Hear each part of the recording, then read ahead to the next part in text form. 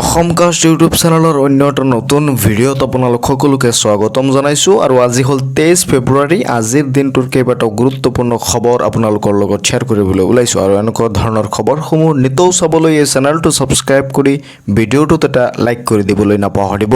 আজিৰ দিনটোত বহুখিনি গুৰুত্বপূৰ্ণ খবৰ একেলগে আপোনালোকৰ লগত এই ভিডিঅ'টোত শ্বেয়াৰ কৰা হ'ব, গতিকে ভিডিঅ'টো প্ৰথমৰ পৰা শেষলৈকে অলপো স্কিপ নকৰাকৈ সম্পূৰ্ণৰূপে চাব। মোৰ চেনেলত প্ৰথমবাৰ ভিজিট কৰিলে চেনেলটো ছাবস্ক্ৰাইব কৰি ভিডিঅ'টো শ্বেয়াৰ কৰি দিবলৈ নাপাহৰিব। দিব বিচাৰিছোঁ আজিৰ দিনটোৰ একেবাৰে প্ৰথমটো খবৰ। উচ্চতম ন্যায়ালয়ৰ চৰকাৰৰ পক্ষত ৰায়দান। এসপ্তাহৰ ভিতৰত উজনিত চলিব উচ্ছেদ, বুলডোজাৰে ধূলিচ্ছেদ কৰিব বেদখলকাৰীৰ ঘৰ। উচ্চতম ন্যায়ালয়ৰ চৰকাৰৰ পক্ষত ৰায়দান প্ৰদান কৰিছে। উচ্চতম ন্যায়ালয়ে চৰকাৰৰ পক্ষত ৰায়দান প্ৰদান কৰা দেখা গৈছে। এসপ্তাহৰ ভিতৰতে উজনিত চলিব উচ্ছেদ অভিযান। ৰাজ্যত পুনৰ আৰম্ভ হ'ব উচ্ছেদ অভিযান আৰু এসপ্তাহৰ ভিতৰতে উজনি অসমত পুনৰ উচ্ছেদ অভিযান চলিব আৰু এই ৰায়দান প্ৰদান কৰিছে উচ্চতম ন্যায়ালয়ে। গোলাঘাটৰ মেৰাপানীত চলিব পুনৰ উচ্ছেদ অভিযান। উজনি অসমৰ গোলাঘাটৰ মেৰাপানীত চলিব উচ্ছেদ অভিযান। 7 দিনৰ ভিতৰত ঘৰ খালী কৰাৰ নিৰ্দেশ দিয়া হৈছে। বেদখলকাৰীক 7 দিনৰ ভিতৰত ঘৰ খালী কৰাৰ নিৰ্দেশ দিয়া হৈছে, অন্যথা বুলডোজাৰে ধূলিচ্ছেদ কৰিব বেদখলকাৰীৰ গৃহ। উচ্চতম ন্যায়ালয়ে চৰকাৰৰ বন বিভাগৰ পক্ষত কৰিছে ৰায়দান। উচ্চতম ন্যায়ালয়ৰ নিৰ্দেশনাৰ পাছতেই 21 ফেব্ৰুৱাৰীত বন বিভাগে গ্ৰহণ কৰিছে কঠোৰ স্থিতি। নেগেৰিবিলৰ 59টা পৰিয়ালক বাসগৃহ খালী কৰাৰ চূড়ান্ত জাননী প্ৰেৰণ কৰিছে। অহা 7 দিনৰ ভিতৰত বেদখলকৃত ভূমি খালী কৰিব লাগিব বুলি ইতিমধ্যে জাননী প্ৰেৰণ কৰা হৈছে। এসপ্তাহৰ ভিতৰত উজনিত চলিব সৰ্ববৃহৎ উচ্ছেদ অভিযান। নেগেৰিবিলৰ 59টা পৰিয়ালক বাসগৃহ খালী কৰাৰ চূড়ান্ত জাননী প্ৰেৰণ কৰা হৈছে। উচ্চতম ন্যায়ালয়ৰ নিৰ্দেশনাৰ পাছতেই 21 ফেব্ৰুৱাৰীত বন বিভাগে গ্ৰহণ কৰিছে কঠোৰ স্থিতি। উচ্চতম ন্যায়ালয়ে চৰকাৰৰ বন বিভাগৰ পক্ষত ৰায় প্ৰদান কৰা দেখা গৈছে আৰু এসপ্তাহৰ ভিতৰতে উজনি অসমত পুনৰ চলিব উচ্ছেদ অভিযান। দিব বিচাৰিছোঁ আন এটা গুৰুত্বপূৰ্ণ খবৰ। 8,000 নহয় 10 মাৰ্চত একেলগে পাব 9,000কৈ টকা। আপোনালোকে হয়তো এই বাতৰি বহুবাৰ আগতে শুনিছে যে অৰুণোদয় আঁচনিৰ টকা 20 ফেব্ৰুৱাৰী তাৰিখে দিয়াৰ কথা আছিল। এই টকা 20 ফেব্ৰুৱাৰী তাৰিখে নিদিয়ে, 10 মাৰ্চ তাৰিখে এই টকা আপোনাৰ বেংকৰ একাউণ্টত চৰকাৰে দিব আৰু 8,000 টকা দিয়াৰ কথা আছিল, 9,000 টকা দিব 10 মাৰ্চ তাৰিখে। কিন্তু এইখিনিতে আপোনালোকৰ এটা কথা মনত ৰাখিব লাগিব, এই টকা বহুত মহিলাই নাপায়। এই টকাৰ পৰা বঞ্চিত হ'ব ৰাজ্যৰ বহু মহিলা। ইয়াৰ কাৰণ হ'ল যিহেতু বহুত দিন ধৰি চৰকাৰে অৰুণোদয় আঁচনি আপোনালোকৰ বেংকৰ একাউণ্টত দিয়া নাই, বহুতৰে একাউণ্টত এতিয়া আধাৰ কাৰ্ড লিংক নাইকিয়া হৈ গৈছে, নহ'লে বহুতৰে একাউণ্টত এতিয়া KYC লাগি আছে। যদি এই দুটা কাম আপুনি এতিয়া নকৰে তেনেহ'লে চৰকাৰৰ এই 9,000 টকাৰ পৰা আপুনি ডাইৰেক্ট বঞ্চিত হৈ যাব। গতিকে 10 মাৰ্চৰ আগত আপুনি এইকেইটা কাম কৰিব লাগিব। প্ৰথমতে আপোনাৰ বেংকৰ একাউণ্টটো চেক কৰিব লাগিব KYC লাগি আছে নে নাই। 10 মাৰ্চৰ আগত আপুনি এইখিনি কাম কৰিব। 2 নম্বৰটো আপোনালোকৰ চেক কৰিব লাগিব আপোনাৰ বেংকৰ একাউণ্টৰ সৈতে আধাৰ কাৰ্ডটো লিংক হৈ আছে নে নাই। এই দুটা কাম কৰি আপুনি নিশ্চিত হৈ থাকিব লাগিব, তেনেহ'লে চৰকাৰে আপোনাক টকা দিয়াৰ পাছত ডাইৰেক্ট আপুনি এই টকা আপোনাৰ বেংকৰ একাউণ্টত পাব, অন্যথা টকাৰ পৰা আপুনি বঞ্চিত হ'ব। যদি আধাৰ কাৰ্ড লিংক হৈ নাথাকে তেনেহ'লে টকা নাপাব বুলি এই কথা ৰাজ্যৰ মুখ্যমন্ত্ৰী ডক্টৰ হিমন্ত বিশ্ব শৰ্মাই ডাইৰেক্ট ঘোষণা কৰিছে। গতিকে আপোনাৰ একাউণ্টটো ঠিক ঠাক কৰি ৰাখিব লাগিব বুলি ৰাজ্যৰ মুখ্যমন্ত্ৰীগৰাকীয়ে ঘোষণা কৰিছে। 8,000 নহয় 10 মাৰ্চত ৰাজ্যৰ লাখ লাখ মহিলাই লাভ কৰিব 9,000কৈ টকা। অৰুণোদয় আঁচনিৰ ধন বিতৰণক লৈ মুখ্যমন্ত্ৰী ডক্টৰ হিমন্ত বিশ্ব শৰ্মাৰ বৃহৎ ঘোষণা। 20 ফেব্ৰুৱাৰীত অৰুণোদয় আঁচনিৰ 8,000 টকা ধন বিতৰণৰ দিন ঘোষণা কৰা হৈছিল আগতে, কিন্তু এই টকা এতিয়া 10 মাৰ্চত দিয়া হ'ব আৰু বহুতেই কৈ আছে যে 10 মাৰ্চতো নিদিয়ে, পৰৱৰ্তী সময়ত আৰু এটা ডেট দিব। এতিয়ালৈকে এনেকুৱা ধৰণৰ কোনো খবৰ অহা নাই। এতিয়ালৈকে খবৰ আছে যে 10 মাৰ্চ তাৰিখে এই টকা দিয়া হ'ব। গতিকে 10 মাৰ্চলৈকে আপোনালোকৰ অপেক্ষা কৰিব লাগিব। কিন্তু 10 মাৰ্চতে লাভ কৰিব এই ধন। 8,000 টকাৰ পৰিৱৰ্তে একেলগে 9,000কৈ টকা জমা হ'ব মহিলাসকলৰ একাউণ্টত। 8,000 নহয় 10 মাৰ্চত ৰাজ্যৰ লাখ লাখ মহিলাই লাভ কৰিব 9,000কৈ টকা। দিব বিচাৰিছোঁ আন এটা গুৰুত্বপূৰ্ণ খবৰ শীঘ্ৰেই ন্যায় পাব জুবিন গাৰ্গে ২৬ ফেব্ৰুৱাৰীত কেবিনেটত হ'ব ডাঙৰ সিদ্ধান্ত মুখ্যমন্ত্ৰী ডক্টৰ হিমন্ত বিশ্ব শৰ্মাৰ ডাঙৰ ঘোষণা শীঘ্ৰেই ন্যায় পাব জুবিন গাৰ্গে ৰাজ্যৰ মুখ্যমন্ত্ৰী ডক্টৰ হিমন্ত বিশ্ব শৰ্মাই ডাঙৰ ঘোষণা কৰিছে যে শীঘ্ৰেই জুবিন গাৰ্গে ন্যায় পাব ২৬ ফেব্ৰুৱাৰীত কেবিনেটত হ'ব এটা ডাঙৰ সিদ্ধান্ত কেবিনেটত ২৬ ফেব্ৰুৱাৰী তাৰিখে এটা ডাঙৰ সিদ্ধান্ত লোৱা হ'ব জুবিন গাৰ্গ ঘটনাক লৈ ২৬ ফেব্ৰুৱাৰীত জুবিন গাৰ্গৰ ঘটনাৰ গোচৰক লৈ কেবিনেটত লোৱা হ'ব এক ডাঙৰ সিদ্ধান্ত যদি ৰাইজে বিচাৰে মই ফাষ্ট ট্ৰেক দি দিম ৰাজ্যৰ মুখ্যমন্ত্ৰী ডক্টৰ হিমন্ত বিশ্ব শৰ্মাই ঘোষণা কৰিছে যে জুবিন গাৰ্গৰ বিচাৰ ফাষ্ট ট্ৰেক আদালতত দিব যদি ৰাইজে বিচাৰে একথা ঘোষণা কৰিছে ৰাজ্যৰ মুখ্যমন্ত্ৰী ডক্টৰ হিমন্ত বিশ্ব শৰ্মাই এইকেইদিন ফাষ্ট ট্ৰেক আদালতক লৈ এটা ৰাজনীতি চলিছেও বুলি ৰাজ্যৰ মুখ্যমন্ত্ৰী ডক্টৰ হিমন্ত বিশ্ব শৰ্মাই উল্লেখ কৰা দেখা গৈছে আটাইকেইটা অভিযুক্তৰ জামিন নাকচ কৰিছে বৰ্তমান ন্যায়াধীশে দুজনে বাধ্য হৈ জামিন আবেদনক প্ৰত্যাহাৰ কৰিছেও বুলি ৰাজ্যৰ মুখ্যমন্ত্ৰী ডক্টৰ হিমন্ত বিশ্ব শৰ্মাই উল্লেখ কৰিছে এনে ন্যায়াধীশৰ পৰা কেছটো আঁতৰোৱাৰ অপচেষ্টা চলিছে গতিকে এনে ন্যায়াধীশৰ ওচৰত থাকিব নালাগে নাই ৰাইজে ভাবক জুবিন গাৰ্গৰ বিচাৰ সন্দৰ্ভত ফাষ্ট ট্ৰেক আদালতক লৈ মুখ্যমন্ত্ৰী ডক্টৰ হিমন্ত বিশ্ব শৰ্মাৰ ডাঙৰ ঘোষণা শীঘ্ৰেই ন্যায় পাব জুবিন গাৰ্গে ২৬ ফেব্ৰুৱাৰীত জুবিন গাৰ্গৰ ঘটনাৰ গোচৰক লৈ কেবিনেটত লোৱা হ'ব এক ডাঙৰ সিদ্ধান্ত যে ২৬ ফেব্ৰুৱাৰীত কেবিনেটত জুবিন গাৰ্গ ঘটনাক লৈ এটা ডাঙৰ সিদ্ধান্ত লোৱা হ'ব বুলি ৰাজ্যৰ মুখ্যমন্ত্ৰী ডক্টৰ হিমন্ত বিশ্ব শৰ্মাই ঘোষণা কৰিছে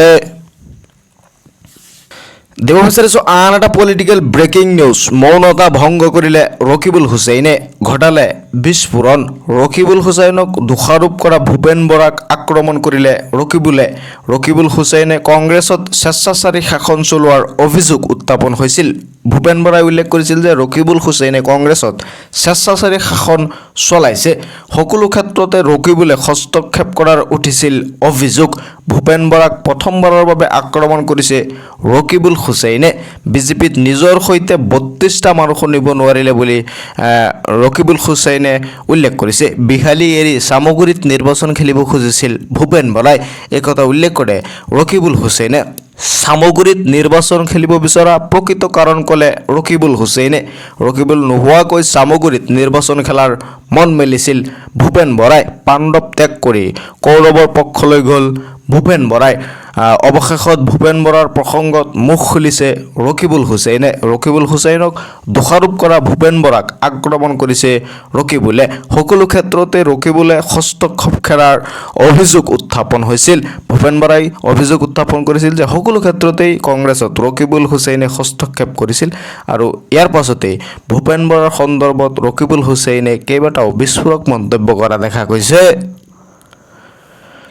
এছাৰত ভোটাৰ তালিকাৰ পৰা নাম কৰ্তন হোৱাসকলক লৈ ডাঙৰ খবৰ পুনৰ নাম অন্তৰ্ভুক্তিকৰণৰ বাবে কোনে কোনে কিদৰে কৰিব পাৰিব আবেদন সবিশেষ জানি লওক এছাৰত ভোটাৰ তালিকাৰ পৰা নাম কৰ্তন হোৱাসকলৰ বাবে ইতিমধ্যে আহি গ'ল এটা ভাল খবৰ শীঘ্ৰেই নাম অন্তৰ্ভুক্তিৰ বাবে কৰিব পাৰিব আপুনি আবেদন কোনে কোনে কিদৰে কৰিব পাৰিব আবেদন সবিশেষ চাই লওক যিসকলৰ নাম স্থায়ীভাৱে স্থানান্তৰিত বুলি কৰ্তন হৈছিল তেওঁলোকে আবেদন কৰিব পাৰিব যাৰ পূৰ্বৰে নাম আছিল কিন্তু চূড়ান্ত তালিকাত কৰ্তন হৈছে তেওঁলোকে আবেদন কৰিব পাৰিব ফৰ্ম 6ৰ জৰিয়তে কৰিব পাৰিব এই আবেদন যিসকলৰ নাম পূৰ্বৰ ঠাইত এতিয়াও আছে তেওঁলোকে ফৰ্ম 8ৰ জৰিয়তে কৰিব পাৰিব আবেদন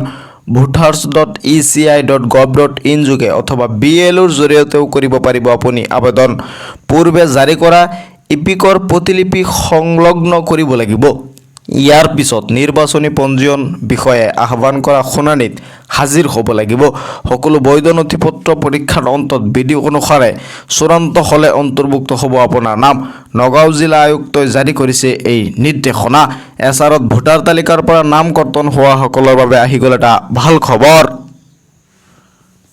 দিব বিচাৰিছোঁ আন এটা গুৰুত্বপূৰ্ণ খবৰ যে জালিয়াতেৰে নাম সন্নিৱিষ্ট কৰা ভুৱা কৃষকসকল সাৱধান হওক কৰ্তন হ'ব জালিয়াতেৰে নাম সন্নিৱিষ্ট কৰা ভুৱা কৃষকসকলৰ নাম PM কিষাণৰ 22 নং কিস্তিৰ ধন পাবলৈ সাজু হওক প্ৰকৃত কৃষকসকল এই মাহতে বা মাৰ্চ মাহৰ আৰম্ভণিতে সোমাব পাৰে PM কিষাণৰ 22 নং কিস্তিৰ ধন প্ৰতিগৰাকী কৃষকৰ একাউণ্টত জমা হ'ব 2000 কোটি টকা আপুনিও সাজু হওক PM কিষাণৰ 22 নং কিস্তিৰ ধন ল'বলৈ নতুন নিয়মেৰে এইবাৰ দেশৰ কৃষকৰ একাউণ্টত জমা হ'ব এই ধন আজিয়েই কৰি লওক আপুনি ই KYC আপডেট নকৰিলে লাভ নকৰিব PM কিষাণৰ 22 নং কিস্তিৰ ধন PM কিষাণৰ 22 নং কিস্তিৰ ধন পাবলৈ ই KYC টো মেণ্ডেটৰী গতিকে আপোনাৰ তাত যদি PM কিষাণৰ আইডি আছে তেনেহলে আপুনি এবাৰ চেক কৰি চাওক আপোনাৰ ই KYC টো আপডেট হৈ আছে নে নাই যদি ই KYC টো আপডেট হৈ নাথাকে তেনেহলে অতি সোনকালে আপুনি PM কিষাণৰ ধন পাবলৈ ই KYC টো আপডেট কৰক কাৰণ চৰকাৰে অতি সোনকালে PM কিষাণৰ 22 নং কিস্তিৰ ধন মুকলি কৰিবলৈ গৈ আছে কৃষকসকলৰ বাবে সাজু হৈছে হেল্পলাইন নম্বৰ স্ক্ৰিনত হয়তো আপোনালোকে দেখা পাইছে হেল্পলাইন নম্বৰটো 155261 এই নম্বৰত আপুনি কল কৰিব পাৰিব ই KYC আপডেট নকৰিলে লাভ নকৰিব PM কিষাণৰ 22 নং কিস্তিৰ ধন কৰ্তন হ'ব জালিয়াতিৰে নাম সন্নিৱিষ্ট কৰা ভুৱা কৃষকসকলৰ নাম কৰ্তন হ'ব দিব বিচাৰিছো আন এটা গুৰুত্বপূৰ্ণ খবৰ নিৰ্বাচনৰ প্ৰাক্ষণত মুখ্যমন্ত্ৰী ডক্টৰ হিমন্ত বিশ্ব শৰ্মাৰ বৃহৎ ঘোষণা শীঘ্ৰেই 5000ৰো অধিক যুৱক যুৱতীক দিয়া হ'ব নিযুক্তি নিৰ্বাচনৰ প্ৰাক্ষণত মুখ্যমন্ত্ৰীৰ বৃহৎ ঘোষণা 5000ৰো অধিক যুৱক যুৱতীক দিয়া হ'ব নিযুক্তি শিক্ষা বিভাগত চৰকাৰে দিব 5000 নিযুক্তি বিগত 5 বছৰত 1,59,000ৰো অধিক চৰকাৰী নিযুক্তি সম্পন্ন হৈছে বুলি ৰাজ্যৰ মুখ্যমন্ত্ৰী ডক্টৰ হিমন্ত বিশ্ব শৰ্মাই উল্লেখ কৰিছে 2021 চনত 2944টা নিযুক্তি সম্পন্ন হৈছিল 2022 চনত 33,058টা নিযুক্তি সম্পন্ন হৈছিল 2023 চনত 44,978টা নিযুক্তি সম্পন্ন হৈছিল 2024 চনত 33,664টা নিযুক্তি সম্পন্ন হৈছে বুলি ৰাজ্যৰ মুখ্যমন্ত্ৰী ডক্টৰ হিমন্ত বিশ্ব শৰ্মাই ঘোষণা কৰিছে 2025-26ত বৰ্তমানলৈকে 42,000 চৰকাৰী চাকৰি সম্পন্ন হৈছে দিয়া চৰকাৰী নিযুক্তিৰ সংখ্যাই স্পৰ্শ কৰিলে 1,66,000ৰো অধিক ৰাজ্যৰ মুখ্যমন্ত্ৰী ডক্টৰ হিমন্ত বিশ্ব শৰ্মাই ঘোষণা কৰিছে যে নিৰ্বাচনৰ প্ৰাক্ষণত মুখ্যমন্ত্ৰী ডক্টৰ হিমন্ত বিশ্ব শৰ্মাৰ বৃহৎ ঘোষণা 5000ৰো অধিক যুৱক যুৱতীক দিয়া হ'ব নিযুক্তি শিক্ষা বিভাগত চৰকাৰে দিব 5000 অধিক নিযুক্তি 5000ৰো অধিক যুৱক যুৱতীয়ে দিয়া হ'ব নিযুক্তি ৰাজ্যৰ মুখ্যমন্ত্ৰী ডক্টৰ হিমন্ত বিশ্ব শৰ্মাই ঘোষণা কৰে যে নতুনকৈ নিৰ্বাচনৰ আগতে 5000ৰো অধিক যুৱক যুৱতীক নিযুক্তি দিয়া হ'ব দিব বিচাৰিছো আন এটা গুৰুত্বপূৰ্ণ খবৰ 30 লাখ বিঘা ভূমি বেদখলকাৰী দিছিল কংগ্ৰেছে কেৱল শাসনহে কৰিলে কংগ্ৰেছে কিন্তু ৰাজ্যত এতিয়া এখাতে পট্টা আনখাতে উচ্ছেদ ৰাজ্যৰ মুখ্যমন্ত্ৰী ডক্টৰ হিমন্ত বিশ্ব শৰ্মাই কংগ্ৰেছক তীব্ৰ কটাক্ষ কৰা দেখা গৈছে বিধানসভাত কংগ্ৰেছক তীব্ৰ সমালোচনা ৰাজ্যৰ মুখ্যমন্ত্ৰী ডক্টৰ হিমন্ত বিশ্ব শৰ্মাৰ কংগ্ৰেছৰ নীতি বিৰোধী পৰম্পৰাৰ বিৰুদ্ধে আমাৰ চৰকাৰে যুঁজ দিছে কংগ্ৰেছৰ দিনতে আৰম্ভ হৈছিল বাল্য বিবাহ আৰু বহু বিবাহৰ কুপ্ৰথা পথ পকী নকৰাকৈয়ে কংগ্ৰেছে দশকৰ পাছত দশক শাসন কৰিলে কংগ্ৰেছৰ গোটেই ৰাজত্বকালত ব্ৰহ্মপুত্ৰত আছিল মাত্ৰ এখন দলং কংগ্ৰেছে 30 লাখ বিঘা ভূমি বেদখলকাৰীক এৰি দিছিল কংগ্ৰেছৰ সেই পুৰণি অসমক আমি বৰ্তমান সলনি কৰিলোঁ চৰকাৰৰ বৰ্তমানৰ লক্ষ্য এখাতে পট্টা আনহাতে উচ্ছেদ যোৱা এটা দশকত অসমে পালে শান্তিৰ প্ৰকৃত সোৱাদ 10 বছৰত নাই বোমা বিস্ফোৰণ নাই কোনো গুলীচালনা এগৰাকীও জোৱান বা অসমীয়া যুৱকে হিংসাত প্ৰাণ হেৰুৱাব লগা নাই বিধানসভাত কংগ্ৰেছক তীব্ৰ সমালোচনা মুখ্যমন্ত্ৰী ডক্টৰ হিমন্ত বিশ্ব শৰ্মাৰ বিধানসভাত কংগ্ৰেছৰ নীতি বিৰোধী পৰম্পৰাৰ বিৰুদ্ধে আমাৰ চৰকাৰে যুঁজ দিছে বুলি ৰাজ্যৰ মুখ্যমন্ত্ৰী ডক্টৰ হিমন্ত বিশ্ব শৰ্মাই উল্লেখ কৰিছে আৰু বিধানসভাত কংগ্ৰেছক তীব্ৰ সমালোচনা কৰিছে ৰাজ্যৰ মুখ্যমন্ত্ৰী ডক্টৰ হিমন্ত বিশ্ব শৰ্মাই আজিৰ এই দিনটোৰ গুৰুত্বপূৰ্ণ খবৰখিনি শ্বেয়াৰ কৰি দিব যাতে সকলোৱে চাব পাৰে লগতে মোৰ চেনেলটো ছাবস্ক্ৰাইব কৰি ৰাখিব যেতিয়া মই পৰৱৰ্তী ভিডিঅ' আপলোড কৰোঁ আপোনালোকে অতি সহজতে সেই ভিডিঅ'সমূহ চাব পাৰিব চাই থাকিব আপোনালোকৰ আপোন চেনেল অসম কাষ্ট